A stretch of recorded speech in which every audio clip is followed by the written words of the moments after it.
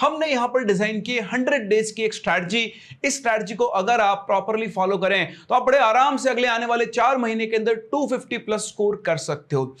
Hello students, तो जैसा कि आप सभी जानते हैं कि जेईई मेन सेशन 1 और सेशन 2 दोनों के डेट्स अनाउंस हो चुके हैं। जो आपका सेशन 1 होगा वो स्टार्ट होगा 24 जनवरी से 1 फेब के बीच में, और जो सेशन 2 होगा वो होगा 1 अप्रैल से 15 अप्रैल के बीच में। अभी हम जिस पोजीशन पे खड़े हुए हैं, हमारे पास वैसे तो 120 दिन बचते हैं, लेकिन हमने यहां पर डिजाइन की 100 डेज की एक स्ट्रैटेजी।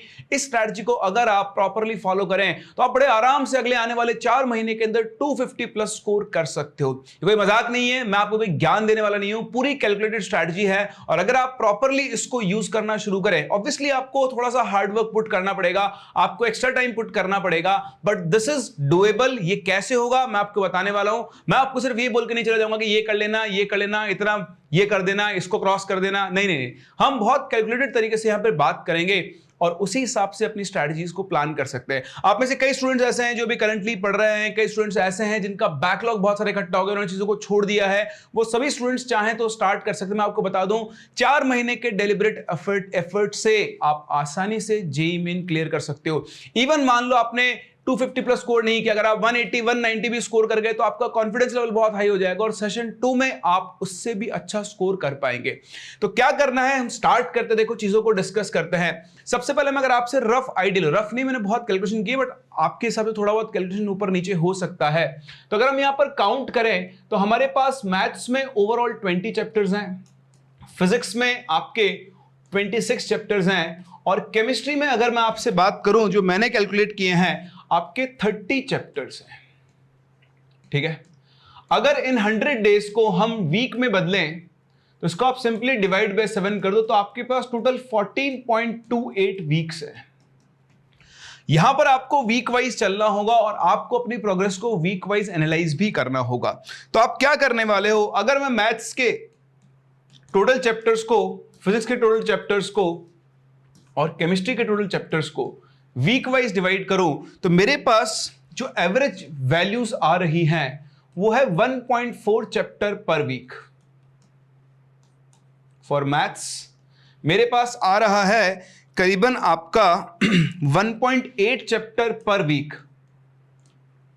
फॉर फिजिक्स, और यहां पर आपके पास आ रहा है 2.1 चैप्टर पर वीक केमिस्ट्री के अंदर, क्योंकि केमिस्ट्री में आप पार्ट वाइज पढ़ते हो, पीसी, आईयूसी, ओसी, तो 2 चैप्टर एक वीक में करना बहुत बड़ा काम नहीं है। अब ये कैसे करना है बोलोगे, सर अभी तुम्हारा सिलेबस ही कंप्लीट नहीं हुआ, हम कैसे करेंगे सर? तो मैं बताता हूं आपको कैसे करना है, थोड़ा सा पेशेंस रखें, है ना। चीजें बहुत अच्छे से मैंने आप लोगों के लिए डिजाइन की है। अच्छा, इसके अंदर क्या किया है, 100 डेज प्लस 20 डेज को आपने रिजर्व रखा हुआ है।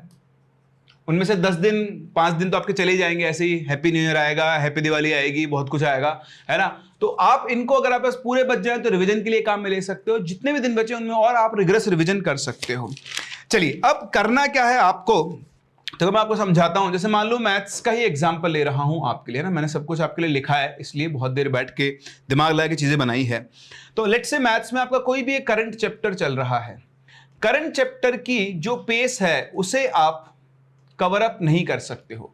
अगर आपका करंट चैप्टर नहीं चल रहा है, लेट्स से आप सिर्फ सेल्फ स्टडी कर रहे हो, कंट्रोल सारा आपके हाथ में, आप ऑनलाइन पढ़ रहे हो या लेक्चर्स के थ्रू पढ़ रहे हो, तो फिर आपको मैथ्स में पैरेलल 2 चैप्टर चलाने होंगे, क्योंकि आपके पास टाइम, आपको 2 शिफ्ट बनानी पड़ेगी। एक मॉर्निंग शिफ्ट, उसमें मैथ्स का एक अलग चैप्टर चलेगा, एक इवनिंग शिफ्ट, उसमें मैथ्स का एक अलग चैप्टर चलेगा। क्योंकि आपको एवरेज 1.4 निकालना है तो आपको दोनों चैप्टर पैरेलल चलाने हैं और आपको 1.5 वीक के अंदर इस चैप्टर को कंप्लीट करना होगा, पहली चीज। ठीक है, तो अगर एक को आप करंट चैप्टर मान लो और एक आपको चैप्टर चला के चलना है रिवीजन के अंदर, तो जो लोग अभी पढ़ रहे हैं उनका करंट चैप्टर की पेस को वो कंट्रोल नहीं कर सकते, लेकिन वो इसकी पेस को कंट्रोल कर सकते हैं। तो आप ये मान लेना कि ये आपका 0.4 चैप्टर पर वीक की पेस से चल रहा होगा, और जो चैप्टर आप पढ़ चुके हो उसको आपको एक वीक में रिवाइज करना है। मेरे हिसाब से एक वीक में एक चैप्टर रिवाइज करना कोई बहुत बड़ा काम नहीं है, है ना। रिवीजन ऑफ 1 चैप्टर आप बड़े आराम से इसे कर सकते हो। अब इसमें आपको करना क्या है, तो इसमें आपको ऑब्वियसली सबसे पहले तो थ्योरी रिवाइज करनी है। तो 3 पॉइंट्स पे आपको करना है, थ्योरी रिवाइज करनी है, प्लस आपका जो भी मटेरियल है, जो भी मटेरियल आपने अभी सॉल्व किया है, आप उसी मटेरियल को यूज कर सकते हो और इसके साथ साथ आप सॉल्व करें पीवाईक्यू। इवन जेईई मेन में इतने क्वेश्चंस होते हैं कि आप सिर्फ और सिर्फ 19 से लेकर 23 तक के पीवाईक्यूज भी कर लोगे तो भी आप ऑलमोस्ट उस चैप्टर के 80% वैरायटी ऑफ क्वेश्चंस को कवर अप कर चुके होंगे और बाकी 20% के लिए आप जेईई एडवांस के सिंगल चॉइस वाले क्वेश्चन कर सकते हो या फिर आपके पास जो भी आपका मटेरियल है उसके क्वेश्चंस को आप सॉल्व कर सकते हो। आपका सब्जेक्ट वाइज हो सकता है, अगर आप मैथ्स की बात करो तो आप मैथ्स के अंदर एक दिन में 30 से 40 क्वेश्चन सॉल्व करने का टारगेट रखें, मतलब ये दिन का आपका टास्क कंप्लीट होना चाहिए। क्वेश्चन करंट चैप्टर और रिवीजन दोनों के मिलाकर यहां पर हो सकते हैं। सेम ऐसे फिजिक्स के अंदर भी आप सेम रेंज रख सकते हो 30 to 40 क्वेश्चंस की, और केमिस्ट्री में आप रेंज को थोड़ा बढ़ा सकते हो, वो आप अराउंड 50 to 60 जा सकते हो डिपेंडिंग ऑन आप कौन सी केमिस्ट्री को ज्यादा पढ़ रहे हो। अगर आप इनऑर्गेनिक है तो ऑब्वियसली नंबर ज्यादा बढ़ जाएगा, फिजिकल ऑर्गेनिक है तो नंबर रिलेटिवली थोड़ा सा क्या होगा, कम होगा। सेम ऐसे ही आपको काम करना है फिजिक्स में भी। तो फिजिक्स में क्योंकि आपका एवरेज थोड़ा बड़ा है, 1.8 चैप्टर पर वीक का है, तो अगेन जब हम ये चैप्टर चलाएंगे तो आप ऑलमोस्ट 1.5 से 2 चैप्टर कवर अप कर रहे हो। अच्छा, इनमें भी क्या होगा, कुछ चैप्टर बहुत छोटे होंगे, जैसे अगर मैं मैथ्स में बात करूं, सेट्स हो गया, सीक्वेंस एंड सीरीज हो गया, डिटरमिनेंट हो गया, छोटे छोटे चैप्टर है जो कि आराम से 4 से 5 दिन के अंदर रिवाइज किए जा सकते हैं अगर आपने पढ़ लिए। लेकिन वहीं कॉम्प्लेक्स नंबर है, वहीं पर आपका लिमिट कंटिन्यूटी डिफरेंशियबिलिटी है या फिर आपका इंटीग्रेशन में टाइम ज्यादा लगेगा, तो आपको 8 से 10 दिन चाहिए होते हैं। तो एवरेज अपने आप सेट होगा और धीरे धीरे अगर आप रेगुलरली इस काम को करोगे तो आपकी स्पीड बढ़ना भी शुरू होगी। तो यहां पर भी आप ध्यान रखना, question solving is very very very important. दोबारा से वन शॉट लेके मत बैठ जाना, पढ़ लिया आ गया, क्वेश्चन एक सॉल्व नहीं किया, उससे नहीं होने वाला है। क्वेश्चंस आपको करने ही करने होंगे। सेम चीज फिजिक्स में भी आप 2 चैप्टर चलाएं, एक करंट चैप्टर और एक आपको फोकस करना है रिवीजन चैप्टर के ऊपर। और मैं आपको एक और चीज बता दूं, आप इसको शुरू करोगे तो बहुत टाइम लगेगा, पर आप ध्यान रखना अगर आपने कंटिन्यूअसली 20 दिन 25 दिन इस चीज के ऊपर काम कर लिया तो फिर आपकी स्पीड बढ़ना शुरू होगी और फिर आप एक एक वीक में 2-2 चैप्टर खत्म कर रहे होंगे। तो डेलिबरेटली कम से कम 15 से 20 दिन आप इसके ऊपर काम करें। करंट चैप्टर जो चल रहा है उसको करते रहे, साथ साथ में रिवाइज करते रहे पुराने चैप्टर्स को। धीरे धीरे करंट चैप्टर को भी आप रिवीजन के अंदर लेकर आ जाओगे और वहां पर उसकी बहुत अच्छी प्रैक्टिस करके आप आगे निकल सकते हो। दूसरी सबसे इंपॉर्टेंट चीज है, क्योंकि इसका टाइम आपको लास्ट में नहीं मिल पाएगा, बट अभी आप इसका बहुत ज्यादा लोड भी ना लें, आपको हर 15 दिन के अंदर टेस्ट देना है। एक टेस्ट हर 15 डेज में देना है और इस टेस्ट को कैजुअली नहीं देना है। आपका प्री टेस्ट प्लानिंग बहुत अच्छी होनी चाहिए और उसी के साथ साथ आपका पोस्ट टेस्ट एनालिसिस, क्योंकि आप टेस्ट दोगे, आप इसमें गलती करोगे, सिली मिस्टेक्स करोगे। जो सिली मिस्टेक्स आप यहां कर रहे हो वही सिली मिस्टेक्स आप वहां जाकर भी पेपर में करोगे। सो टेस्ट देने से पहले से मान लो आपने संडे दिन फिक्स किया हुआ है, टेस्ट सीरीज को ज्वाइन किया, वैसा हम भी एक टेस्ट सीरीज लेकर आने वाले हैं जो कि स्पेसिफिकली इसी पैटर्न के ऊपर होगी। बहुत जल्दी लॉन्च करेंगे, आपको बताएंगे भी। But pre test planning is very very very important. पहले आप कौन सा सब्जेक्ट करोगे, केमिस्ट्री करोगे, फिजिक्स करोगे, मैथ्स करोगे। अगर मैथ्स डिफिकल्ट आया तो स्विच कैसे करोगे, ठीक है, कितनी देर में आप कोशिश करोगे कि आपने केमिस्ट्री खत्म कर लिया है, कितना टाइम निकाल के आप मैथ्स या फिजिक्स के अंदर कर सकते हो, कैसे आप पेपर को एनालाइज करोगे। हर एक छोटी छोटी चीज जो आप वहां एग्जाम में करने वाले हो उसकी प्रैक्टिस आपको यहां करनी होगी। ध्यान देना, टेस्ट देने के का पर्पस ये नहीं कि सिर्फ आप मार्क्स लाना चाहते हो। टेस्ट का पर्पस होता है कि आप अपने दिमाग को ट्रेन कर रहे हो कि आज आपने ट्रेन ऐसा किया है, सेम वैसा कैसा रिफ्लेक्ट करेगा उस दिन जब आप मेन एग्जाम दे रहे होंगे। सो कई स्टूडेंट्स इसके ऊपर बिल्कुल ध्यान नहीं देते, उन्हें कोई मतलब नहीं होता, वो जाते हैं खुला मचा के आते हैं, जैसा आएगा देख लूंगा, उनका फिक्स होता है। मेरा ये फेवरेट है, वहां से शुरू करता हूं, 1 नंबर क्वेश्चन से शुरू करेगा और सीधा चलता जाएगा। कई बार एग्जामिनर पेपर ऐसा सेट करते हैं कि शुरू के 3-4 क्वेश्चन बहुत डिफिकल्ट होते हैं जो आपका मोरल डाउन कर देते हैं। पेपर को छानना सीखो।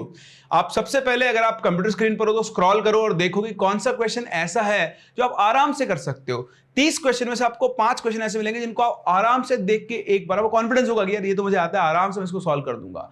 तो सारा गेम कॉन्फिडेंस का होता है। इसलिए प्री टेस्ट प्लानिंग, और उसके बाद जब आपने पेपर दे लिया है, आपने टारगेट स्कोर किया था 160, आए 100, तो ये जो 60 मार्क्स का गैप आया, ये क्यों आया, ये आपको यहां पर ढूंढना होगा। और नेक्स्ट टेस्ट में आपको इस चीज का ध्यान रखना होगा कि गैप क्या हो रहा है, मिनिमाइज हो रहा है। हर टेस्ट में आपके मार्क्स इंक्रीज होने चाहिए, चाहे 2 ही मार्क्स ज्यादा आ रहे हो लेकिन वो ज्यादा आने चाहिए, कम नहीं होने चाहिए। इसके लिए आपको बहुत ज्यादा कॉन्शियसली एफर्ट मारने पड़ेंगे। आपको पूरा लिखना पड़ेगा। टेस्ट 1 जो मैंने दिया था, उस टेस्ट 1 में मेरे 120 मार्क्स थे, तो टेस्ट 2 में चाहे मेरे 121 मार्क्स आए, 1 मार्क भी पॉजिटिव की तरफ आपको लेके जा रहा है। अगले टेस्ट में आपके और मार्क्स बढ़ने चाहिए। 3-4 टेस्ट में मार्क्स बढ़ेंगे तो आपकी हैबिट हो जाएगी और धीरे धीरे वो मार्क्स इंक्रीज होना शुरू होंगे। तो इस चीज पे आप जरूर ध्यान देना, pre test planning and post test analysis, ये बहुत बहुत बहुत इंपॉर्टेंट है। और तीसरा मैं आपको बताऊं, जो सबसे इंपॉर्टेंट चीज है वो है आपका मेंटल हेल्थ, मेंटल स्टेटस। एक जो चीज है जो सबको खाती है वो होता है FOMO. So what is FOMO? FOMO is fear of missing out. हर दूसरे इंसान को लगता है कि दुनिया मुझसे आगे जा रही है और मैं पीछे छूटता जा रहा हूं। मेरा जो दोस्त है वो बहुत अच्छा स्कोर करेगा और मैं नहीं कर पाऊंगा। ये फोमो है जो आपको काम करने से रोकता है। ये फोमो है जो आपको प्रोक्रास्टिनेशन की तरफ लेकर जाता है। हमारी बॉडी आराम करना चाहती है, उसको मतलब ही नहीं है, उसको मेहनत करनी ही नहीं है। हर इंसान को लगता है कि सब मुझसे आगे भाग रहे हैं और मैं पीछे छूटता जा रहा हूं, मैं ये भी नहीं कर पा रहा हूं, मैं भी नहीं कर पा रहा हूं। अगर मैं एफर्ट मार के भी नहीं कर पा रहा हूं तो फिर मैं एफर्ट ही क्यों मारूं? तो भूल जाओ दुनिया को कि कोई आपसे आगे है या कोई आपसे पीछे है। आपको सिर्फ अपने आप से कंपेयर करना है। आप कल जहां थे, आप आज वहां से आगे हो या नहीं, दैट इज मोर इंपॉर्टेंट। या आप आज पीछे जाकर आगे की तरफ बढ़ रहे हो या बढ़ने का सोच रहे हो या नहीं, that is more important. Improvement अपने अंदर ढूंढो। उसका तरीका ये रहा, आपके अंदर, खुद के अंदर इंप्रूवमेंट आना चाहिए। अपने आप को इससे कंपेयर करना बंद कर दो। आपकी रैंक कुछ भी आ रही हो, अगले 3 महीने तक अपनी रैंक को मत देखो, मार्क्स को मत देखो, बस अपने एफर्ट्स को देखो। क्या आप ऑनेस्टली अपने एफर्ट्स डाल रहे हो? अगर आप ऑनेस्टली अपने एफर्ट्स डाल रहे हो तो 3 महीने 4 महीने बाद आप जिन जिन लोगों से कंपेयर करते हो, आपको पता भी नहीं चलेगा, आप उनसे बहुत आगे पहुंच चुके होंगे। तो एक्सेसिव सोचना बंद कर दो। सोच के आप कोई रिजल्ट प्रोड्यूस नहीं कर सकते हो। रिजल्ट प्रोड्यूस होगा सिर्फ और सिर्फ और सिर्फ आपके एफर्ट से। तो फोकस करो उस चीज पर जो आपके कंट्रोल में है। ये सब आपके कंट्रोल में नहीं है, इसलिए इन सब के बारे में सोचना बंद कर दो। ओवर थिंकिंग ही इंसान को लेकर डूबती है। तो आप सोचो मत, आप अपने आप को ऑक्यूपाइड रखो अपने काम के अंदर। बहुत कम टाइम दो ये सोचने के लिए कि मेरे दोस्त के कितने मार्क्स आ रहे हैं, उसके दोस्त के कितने मार्क्स आ रहे हैं, हमारी क्लास के टॉपर कितने मार्क्स आ रहे हैं, ऑल इंडिया रैंक 1 जो स्कोर करने वाला उसके कितने मार्क्स आ रहे हैं, उसके कितने भी मार्क्स आए, उससे आपको क्या फर्क पड़ता है?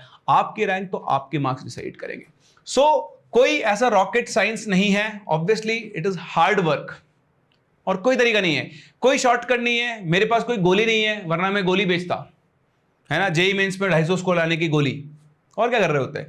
सो कोई शॉर्टकट नहीं है, कोई ऐसी निंजा टेक्निक नहीं है जिससे आप 250 प्लस का स्कोर ले आओ। It is pure hard work, not hard work, pure consistent work. Consistently अगर आपने 100 दिन की जगह 80 दिन भी काम कर लिया तो भी आप 250 प्लस स्कोर कर सकते हो। जो लास्ट तक टिका रहेगा, लास्ट तक एफर्ट मारता रहेगा, उसके मार्क्स आना तय है। सो आई होप आप सभी लोग इस चीज को समझेंगे। मैं नहीं कहता कि आप 100% स्ट्रैटेजी को अप्लाई कर पाओगे, लेकिन अगर आपने स्ट्रैटेजी को मात्र 60% भी अप्लाई कर दिया तो भी आप 250 प्लस स्कोर कर सकते हो। ये आप भी जानते हो, मैं भी जानता हूं कि पूरे 20 चैप्टर या पूरे 26 चैप्टर से क्वेश्चंस नहीं आने वाले हैं। कुछ चैप्टर्स का वेटेज ज्यादा होगा, कुछ चैप्टर्स का वेटेज कम होगा। ये काम आपको करना होगा कि जिन चैप्टर्स का वेटेज ज्यादा है वो आपको आते हैं या नहीं। अगर नहीं आते हैं तो उनको सीखने के ऊपर काम करो, क्योंकि वो ऐसे चैप्टर्स अगर आप उनको ठीक कर लिया तो एक एक चैप्टर से 2-2, 3-3 क्वेश्चन टपक जाते हैं और आप आराम से उनको सॉल्व कर सकते हो। तो उसके बारे में आपसे डिटेल में बात करूंगा किसी और वीडियो के अंदर, जहां पर आपको बताऊंगा कि कौन से सब्जेक्ट में कौन कौन से चैप्टर है जिनका वेटेज ज्यादा है और इस बार जेईई मेन 2024 के लिए आपको उनके ऊपर फोकस करना चाहिए। हम मिलते हैं अपने अगले वीडियो के अंदर, तब तक के लिए take care and bye bye.